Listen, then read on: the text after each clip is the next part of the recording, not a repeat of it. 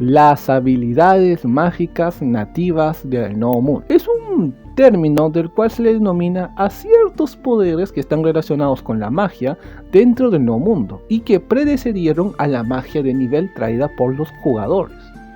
En el día de hoy hablaremos sobre uno de esos sistemas mágicos que precedieron a la magia de nivel, la cual lamentablemente este sistema mágico de los jugadores terminó superándola en creces. Pese a ello, no le quiten mérito a su largo repertorio de interés que posee. Un sistema mágico el cual era utilizado en su mayoría por una determinada raza.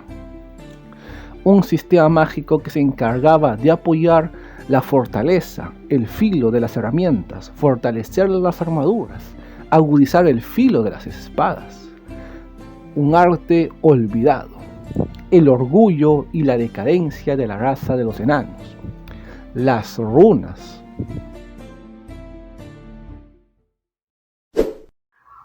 Spoilers, alerta de spoilers.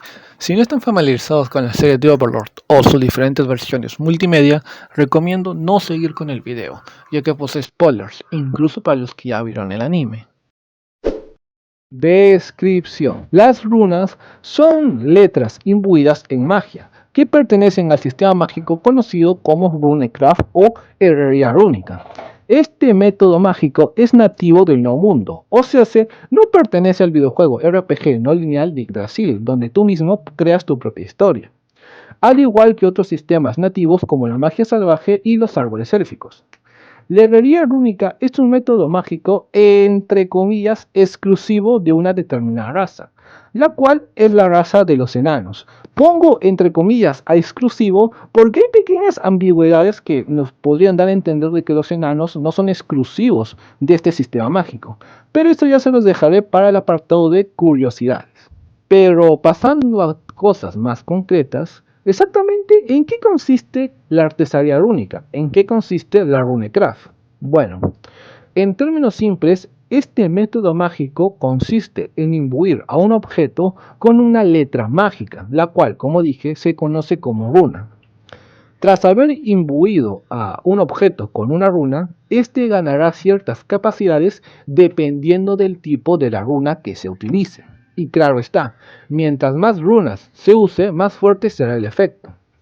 Hasta el momento se sabe que el límite de imbuición, no sé si existe esa palabra, para un objeto es 6 runas. O sea, no se puede imbuir más de 7 runas a un objeto. Hablando de runas, actualmente solo se conocen la existencia de 90 runas en total, o 90 caracteres rúnicos, divididas en diferentes tipos o rangos. Por ejemplo, 50 runas o 50 caracteres rúnicos menores, 25 caracteres rúnicos medianos, o mejor dicho, de rango medio, 10 caracteres rúnicos mayores y 5 caracteres rúnicos superiores. También se podría ahorrar simplemente diciendo runas mayores, runas superiores, pero bueno, aquí complicándome la vida. Ay, Dios santo. Bueno. Aunque se tiene entendido, aunque se tiene entendido que existen más caracteres como tipos de runa, pero se han perdido por el paso del tiempo. Por ejemplo, según nuestro querido Gondo, también existen caracteres invertidos, como un supuesto tipo de runa de la categoría divina. Exactamente, también se nos menciona de que esta runa divina en teoría es como una especie de folclore. Pero no se tiene entendido si este folclore es una realidad o es una mera fantasía. Pero, ¿por qué existe esta división en que si puede ser realidad o puede ser fantasía? Bueno, esto se debe en que actualmente la artesanía rúnica se encuentra se encuentra muy extinta, que digamos. Ya que, por ejemplo, de los 90 caracteres rúnicos, solamente se conocen unos pocos. Entre ellos tenemos el caso de la runa Lagus, de rango medio, y la runa de rango menor conocida como Quern. Esto nace porque, como dije, actualmente la artesanía rúnica se encuentra casi extinta, haciendo que todos los conocimientos que anteriormente se tenían sobre las runas se queden totalmente perdidos. Y bueno, esto más que nada nace a través de varios factores que abordaremos en la siguiente sección.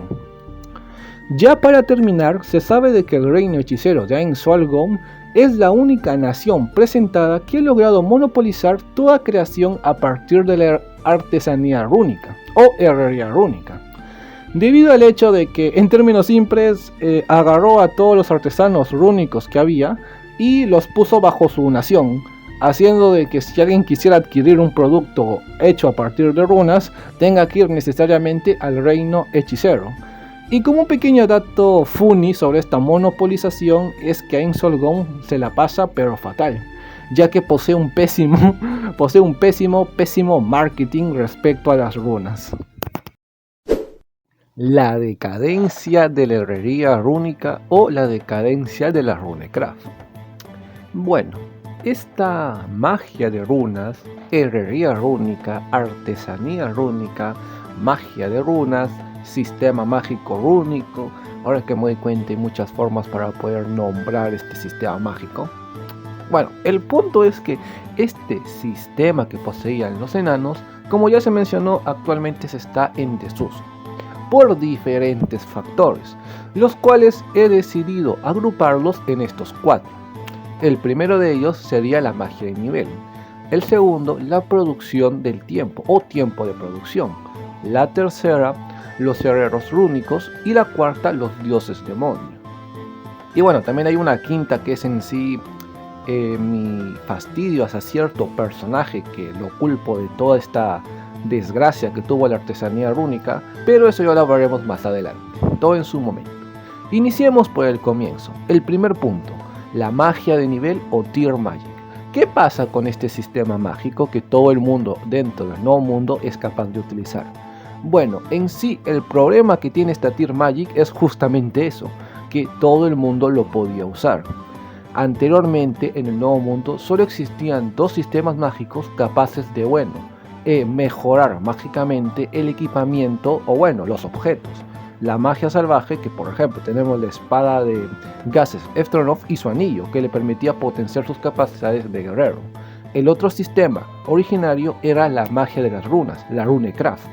Estos únicos 2 sistemas, por decirlo de alguna forma, se alzaron como los únicos que existían. Pero después de la llegada de la magia de nivel por parte de los jugadores, estas magias se debilitaron. Bueno, la magia salvaje, como sabemos, fue mancillada y fue prácticamente envenenada por esta magia exótica, haciendo que ya no puedan nacer futuros señores dragones capaces de utilizarla. Si bien la Runecraft no corrió con esa suerte, ya que se nos deja en claro de que simplemente no fue envenenada, o sea, no perdió esa capacidad mágica que anteriormente poseía, sí fue afectada en otros sentidos, ya que cuando llegó la magia de nivel, en un inicio solamente se podía utilizar para hechizos, pero posteriormente se empezó a expandir y desarrollar. Al final de un par de años, la magia de nivel empezó a tener otros sistemas mágicos, como por ejemplo el sistema mágico de los druidas que se basa en la naturaleza, el de los sacerdotes y paladines que se basa en la fe, los nigromantes con energía negativa y así sucesivamente. Al momento de desarrollarse todos estos nuevos sistemas mágicos, también se empezó a desarrollar otros, métodos para poder mejorar mágicamente ciertos objetos.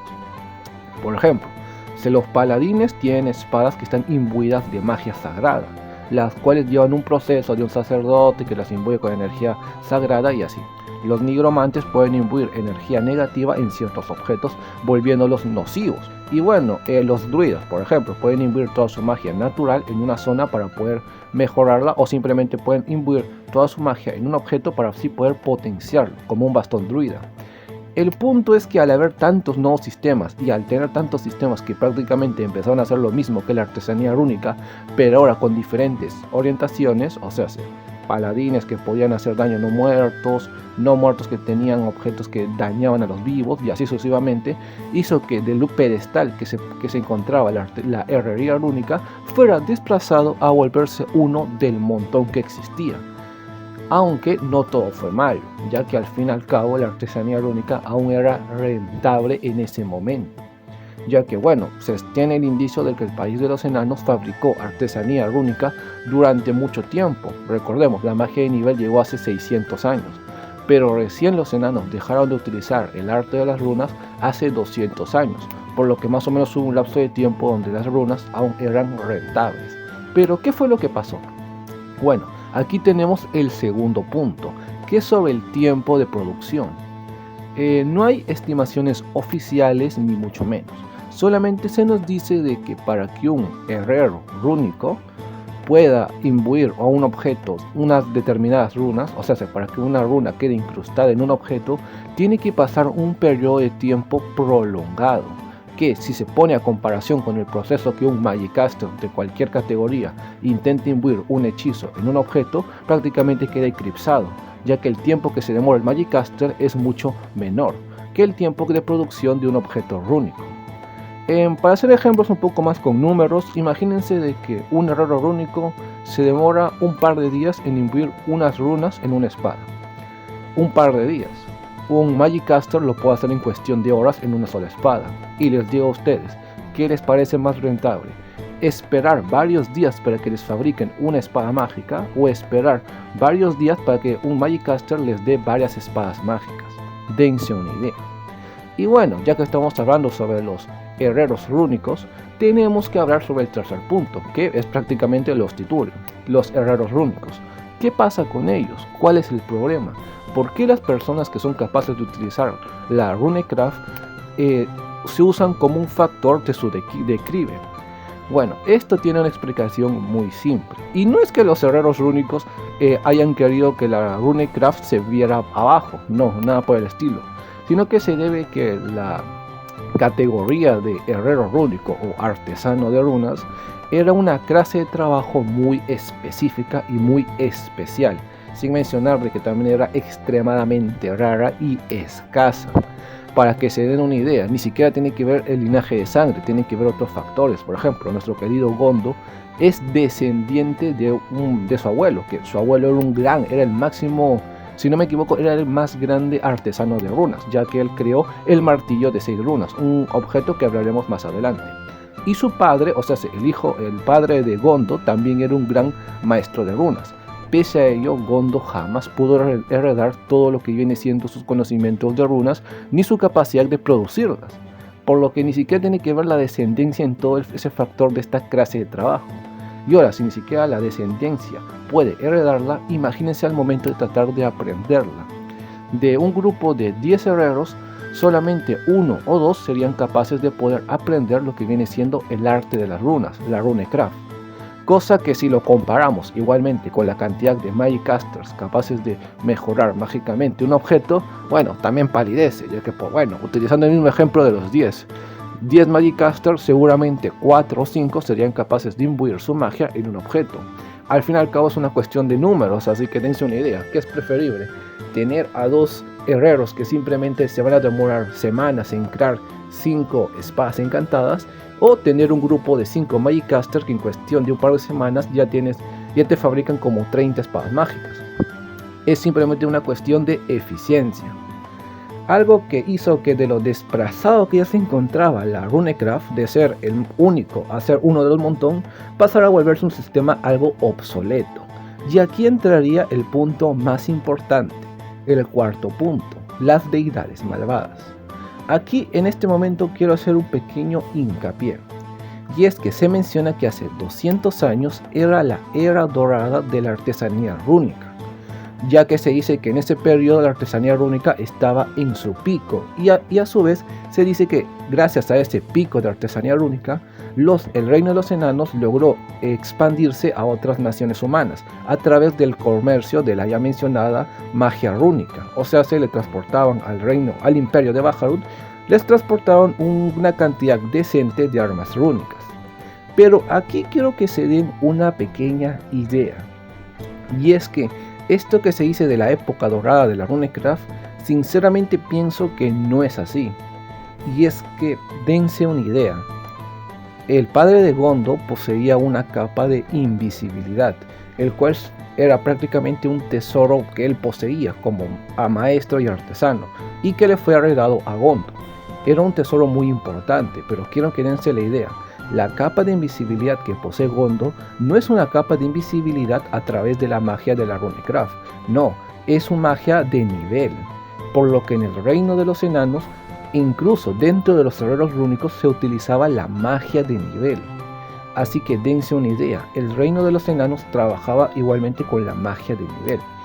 ¿Y qué tiene que ver todo esto de que dentro del reino de los enanos se conocía la existencia de la magia de nivel? Bueno, lo que pasa es que cuando llegaron las deidades malvadas, recuerden, las deidades malvadas eran seres demoníacos que solamente querían destruir todo lo que tenían.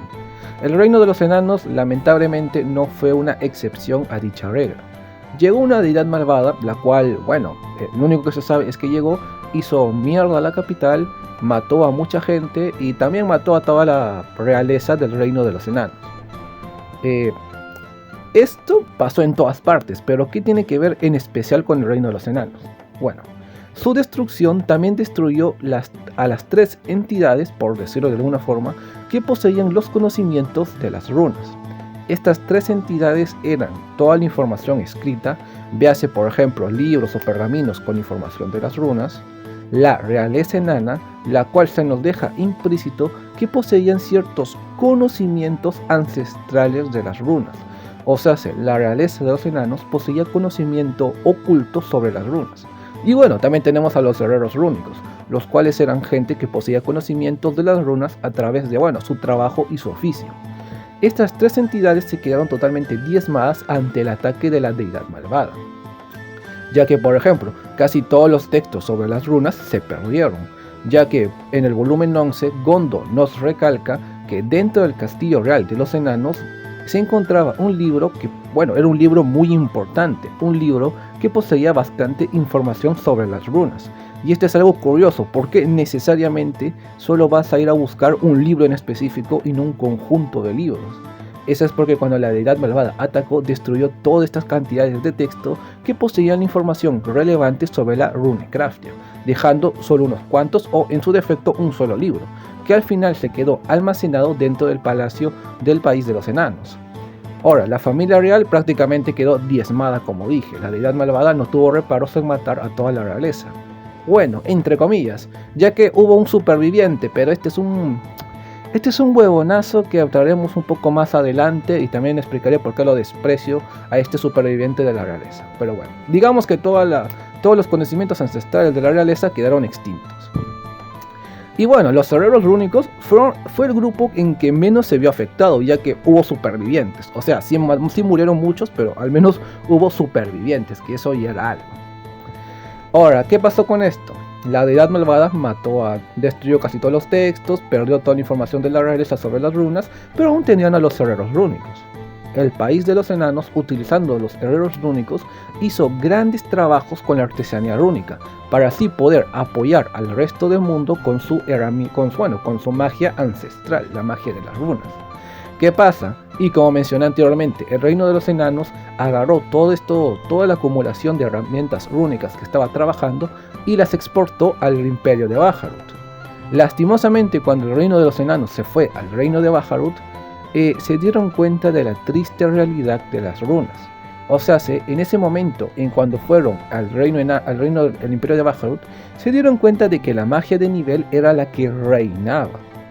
Y prácticamente me imagino de que vieron que sus objetos mágicos de las runas ya no eran tan eficientes y palidecían contra la magia de nivel. Porque si no hubiese sido el caso, ¿por qué entonces el reino de los enanos no comercializó por segunda vez con el imperio de Baharut? Ellos solamente hicieron una sola expedición que al final les dio a rienda cuenta de que su magia se había vuelto obsoleta. Me imagino que cuando los enanos se dieron de la realidad del mundo y vieron de que la artesanía rúnica se estaba volviendo completamente obsoleta y estaban entrando en un escenario mundial lleno del caos de las deidades malvadas, yo me imagino que habrán preferido utilizar a los nuevos sistemas mágicos, como por ejemplo los ya mencionados magia de nivel. Y bueno, es lo que yo me imagino que pudo haber pasado, y creo que en realidad pasó, ya que después de la llegada de las deidades malvadas se dice de que el reino de los enanos vio a la artesanía rúnica como algo obsoleto. ¿Por qué lo vieron obsoleto? Como ya dije, fueron al imperio de Baharut y se dieron cuenta de todas las maravillas de la magia de nivel. Aunque como ya hemos visto, ya los enanos en el periodo de la supuesta era dorada de la magia rúnica, utilizaban la magia de nivel, con el caso de la capa de Gondo, que era el tesoro de su padre, así que dense una idea. Pobres runas, sinceramente pobre sistema mágico, no pudo ser preservado. ¿Existió alguna posibilidad de que la magia rúnica fuera preservada o por lo menos hubiese llegado a sobrevivir? Bueno, en sí no y sí. Digo no porque, bueno, ya hemos visto todos los puntos resaltantes. La magia rúnica era muy poco eficiente y a su vez tampoco se podía mejorar con la tecnología que ya poseían, ya que se tiene entendido de que los enanos alguna vez intentaron mezclar la magia de nivel con la magia de runas, el cual resultó en que, bueno, la magia de nivel repelía a la magia de runas y la magia de runas repelía a la magia de nivel. Prácticamente eran como dos sistemas de magia opuestos que no se podían complementar. Esto hizo de que, bueno, no pudieran mejorarlos con los sistemas nuevos que ya poseían. ¿Pudo haber existido otro sistema para que las runas se pudieran preservar? Sí. Y aquí es donde voy a explicar el quinto punto y el odio que tengo hacia el último superviviente de la realeza. Este superviviente es conocido como el Rey Enano de Runas, el Artesano Mágico, el Rey Enano Rúnico o como quieran llamarlo. Sinceramente, este es un reverendo pendejo. ¿Por qué lo digo esto? ¿Por qué lo estoy denigrando? Bueno, ahora les explicaré. Este último miembro de la realeza, como dije, poseía los conocimientos ancestrales y secretos de la realeza. Y no solo eso, este sujeto era portador del martillo de guerra de 6 runas, o conocido como el martillo de guerra del rey de los enanos. Este martillo de guerra era una herramienta muy valiosa para la Runecraft. No por el hecho de ser el arma principal de la realeza, no, nada por el estilo. Era importante porque este objeto estaba imbuido por 6 runas, el límite máximo que se podía encantar un objeto. Bueno, con la magia de las runas. Pero esto que tiene de importante, bueno, porque en ese momento solo se conocía que un objeto a lo máximo se podía imbuir con 5 runas. Que una herramienta esté imbuida en 6 runas era algo wow, era algo máximo que se podía tener. E incluso este objeto era considerado como el máximo exponente de la magia de las runas. Así que dense esa idea. Ese martillo era muy importante y pudo haber sido el precedente para que se empiecen a producir armas de hasta 6 runas encantadas. Pero ¿qué pasó con este último superviviente? Le importó un huevo. Decidió, no solo no contó todos sus secretos ancestrales de la realeza a sus súbditos, sino que también agarró el máximo exponente de la artesanía rúnica, lo agarró y se fue a vengarse de la deidad malvada que mató a toda su familia. Esto hizo de que, bueno, como ya dije, los enanos nunca pudieran descubrir los secretos de la realeza, y a su vez perdieron el máximo exponente de la artesanía rúnica, porque también les digo, y spoiler alert, este enano se terminó uniendo a lo que viene siendo los 13 héroes y formó parte del grupo. Y también se nos menciona de que murió en batalla, o sea, ni siquiera pudo matar a la deidad malvada que tanto había perseguido. Y también con su muerte se llevó a la tumba todos los secretos y también su arma característica, el martillo de 6 runas. Algo que hizo que los enanos ya prácticamente solamente les quedara los conocimientos de los herreros rúnicos supervivientes. Y bueno, prácticamente este sujeto que se llenó de venganza hizo que la Runecraft terminara por morirse. Se llevó consigo los secretos de la realeza, se llevó consigo el máximo exponente de las runas, que a lo mejor con todo lo que tenía tal vez las runas no se hubiesen desgastado tan rápido en el periodo de la transición de magia de nivel por parte de los enanos, pero bueno. Mucha gente dice de que el rey Ramposa III es el peor gobernante que puede haber tenido un reino dentro del universo de Overlord. Yo personalmente, y por lo hablado, no creo que Ramposa III sea el peor rey que puede tener un reino dentro de Overlord. Sinceramente hablando, y que por cierto, al rey Ramposa III le vamos a hacer un video explicando por qué no es un rey tan mediocre como la novela lo pinta, pero bueno. El caso es que el título para el peor rey que pudo haber tenido una nación es de una persona un poco imprudente en su gobierno, que se deja llevar por sus instintos y que por su culpa se perdió un sistema mágico muy importante, como a su vez, a pesar de todas sus capacidades y ser mencionado de que era muy poderoso ya que fue miembro de un grupo muy relevante, sigue siendo un poco pendejo. Estoy hablando de ni más ni menos que de Ain Solgon-sama, Suzuki Satoru. Curiosidades, las curiosidades que todo el mundo espera, todo el mundo ama. Actualmente las herramientas rúnicas son un objeto valioso para diferentes mercaderes y coleccionistas, no por el hecho de ser, armas muy poderosas que digamos, sino que son tan costosas por el hecho de que existen muy pocos ejemplares dentro del nuevo mundo. Dense una idea, incluso las armas rúnicas que solo posean una sola runa, o sea, que sean armas rúnicas de bajo nivel, costarían un precio relativamente excesivo, ya que solo existen pocas, y para los coleccionistas sería como wow, una rareza, y pagarían muchas cantidades por ello. Por ejemplo, tenemos el caso de nuestro querido gordito pervertido de Ox, el cual gastó más de lo que debería para conseguir la espada que dio a pie a que Ainz fuera a investigar al reino de los enanos, aunque por lo visto era una espada de 4 runas, así que tampoco su precio debió haber valido menos. Como se habrán podido dar cuenta, todo el tema de la herrería rúnica y la runecraft está relacionada, o mejor dicho, está inspirada con las tradicionales runas de la mitología nórdica. Ya saben que esas que aparecen en el mito de Odín, cuando se va al árbol donde se cuelga, y luego creo que se apuñala y se arranca el ojo. Como en Destripando la Historia, ¿recuerdan Destripando la Historia? Pues regresó en manera de referencia para explicar esta curiosidad.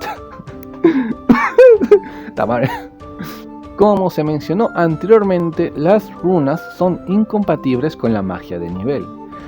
Pese a ello, existe una especie de relación, o por lo menos eso teoriza nuestro querido Suzuki Satoru en lo que viene siendo el volumen 11, cuando se le presentó todo el tema de las runas, y llegó a pensar de que las runas son originarias de Yggdrasil y que solamente pudieron haber sido un sistema mágico que fue monopolizado por unos pocos jugadores. Lo cual es algo chistoso, ya que usualmente somos nosotros los fanáticos que tratan de especular dónde se originaron ciertos sistemas mágicos. Y es chistoso de que nuestro protagonista haya hecho lo mismo. Cosa que técnicamente tiene cierta validez, ya que las runas que posean los enanos están inspiradas en las runas de la mitología nórdica, las cuales también se encontraban dentro del videojuego de Yggdrasil, por lo que técnicamente hablando las runas sí existían en Yggdrasil, pero más que otra cosa eran utilizadas como simples decoraciones. Por lo que es una verdad a medias, por decirlo de alguna forma, ya que solamente eran decoraciones, no tenían ningún efecto mágico, pero sí existían en Yggdrasil. Como ya se mencionó también anteriormente, Ainz posee un pésimo marketing respecto a lo que viene siendo su negocio de runas.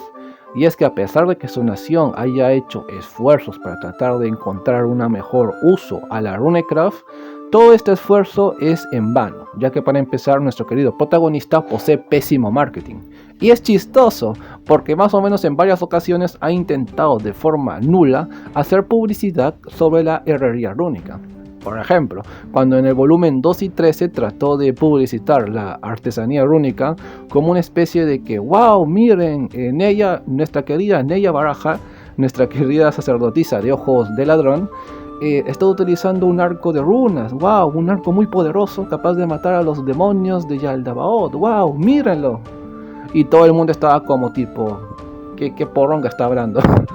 O sea, eso no pasó, pero más o menos es un ejemplo muy bueno, porque Ainz publicitó a lo largo de toda su campaña dentro del Reino Santo las runas y todo el mundo le chupó un pedo.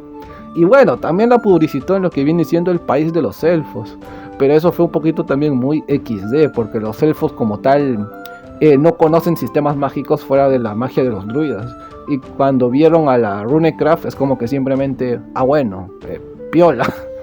Tampoco le dieron mucha importancia. Ay, nuestro pobrecito Ainz nunca podrá tener buen trabajo de publicidad respecto a las runas. Pobrecito. Ay, verdad.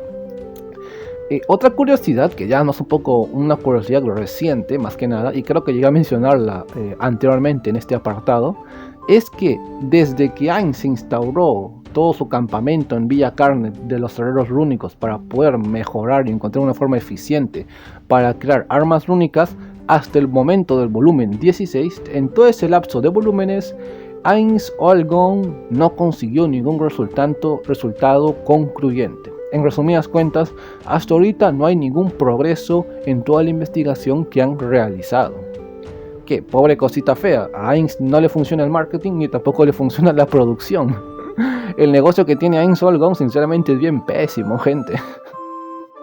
Una curiosidad un poco chistosa que existe dentro de la novela ligera o dentro del universo de Overlord es que por lo visto y de alguna forma extraña se supone, y como mencioné un poco en descripción, se supone de que la magia rúnica es exclusiva de los enanos, pero verdaderamente debe ser exclusiva para el reino de los enanos de la montaña de Acerlisa. ¿Por qué digo esto?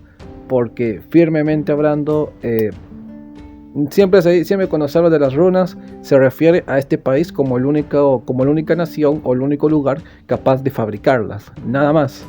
A pesar de que se tiene la existencia de otras especies de enanos como de reinos enanos. Por ejemplo, en Avalon Hills se supone que existía una tribu de enanos oscuros, los cuales en teoría al pertenecer a la raza humana y tener la exclusividad de la Runecraft, en algún momento hace 200 años antes de que la magia de nivel se proliferara, en ese lugar también debieron haberse desarrollado artesanos rúnicos. Pero en ningún momento se da relación a eso. Nunca se dice, oh, esa arma rúnica es de los enanos, fue creada por el reino de los enanos. Solamente dice, esa arma fue creada por el reino de los enanos de las montañas de Acerlisa. Nada más, ni nada menos. Es algo curioso que exista eso, como que solamente en ese lugar se puedan crear runas, a pesar de que se nos da a entender que existían demás pueblos enanos, pero bueno, curiosidades o errores, no sé. Hay una pequeña relación, o mejor dicho, hay una especie de sistema mágico dentro de lo que viene siendo la magia de nivel que tiene cierto parentesco con la magia de las runas. Ya que recordemos, la magia de las runas se trata de imbuir a una letra, cierto poder mágico, y este tendrá cierto poder dentro del objeto que ha sido puesto. Y dentro de la magia de nivel existe algo parecido, pero en lugar de ser letras se trata de figuras, que es lo que viene siendo estos tatuajes que poseen Zerro, el líder de 6 brazos, y lo que viene siendo el brazalete de serpiente que posee Hilma Sindaus. Ya que, por ejemplo, Zerro tiene estos dibujitos mágicos que puede activarlos y así ganar ciertas estadísticas. Hilma posee un tatuaje que, bueno, es una serpiente, el cual puede utilizar como si fuera una escritura mágica. Y es curioso que exista algo parecido, ya que uno son magia de dibujos y otro es magia de letras. Es un poco chistoso y curioso que exista algo así, pero bueno, lo dejo como curiosidad. Y bueno, con esto terminaríamos el video explicando la historia, los usos, cómo funciona y la decadencia de la Runecraft o artesanía rúnica, herrería rúnica. Creo que ya le he dicho con varias formas a este sistema mágico, y lo peor que solamente se llama Runecraft y la traducción en español sería herrería rúnica, así que es algo chistoso. Hay muchas formas de decirlo, pero bueno, ya son cosas mías. Interesante video, un poco triste debido al sistema mágico perdido, pero ¿qué se puede hacer? Tiene que existir, y es algo curioso, ya que en la vida real, o sea, nuestro mundo de la realidad, en nuestro mundo real también pasa algo parecido, ya que varios sistemas, ya sea de cultivos o otros sistemas antiguos y arcaicos, se han mantenido en cierta forma ocultos para ciertos sectores de, bueno, algunos países o algunas partes de nuestro mundo. Pero con el paso de los tiempos, estos artes ancestrales se han ido perdiendo. Un poco triste y curioso, pero es una buena referencia. Aplicable también a nuestro mundo. Pero bueno, ¿qué se le puede hacer? Aunque bueno, si ese huevonazo del rey enano de runas hubiese hecho algo y no hubiese sido tan pendejo de vendirse un viaje suicida, a lo mejor se hubiese salvado algo. A lo mejor, no lo sé. Y para los que no entiendan el chiste de Suzuki Satoru que puso al final de la explicación de la decadencia, es que hay una lista de gobernantes donde posicionan a Suzuki Satoru, o sea, el autor hizo una lista de peores gobernantes y puso a Suzuki Satoru como el peor de todos. Ahí es más o menos para que entiendan el chiste, y que verdaderamente Suzuki Satoru no debió ocupar ese puesto, sino le debió haber ocupado el rey artesano de runas, pero bueno. Bueno, tan mal, porque a mí solo me da risa. Tengo el humor muy roto al parecer. Bueno, En cualquier caso, gracias por quedarse hasta el último escuchando mis desvaríos. Recuerden que si quieren apoyarme, no duden en suscribirse o dejar un like, como compartir el video con el resto de fanatiquillos del mundo de Overlord, en especial aquellos que se hayan interesado por el tema de las runas y derribados. Pero bueno, con eso es todo. Yo me despido y hasta la próxima. Bye.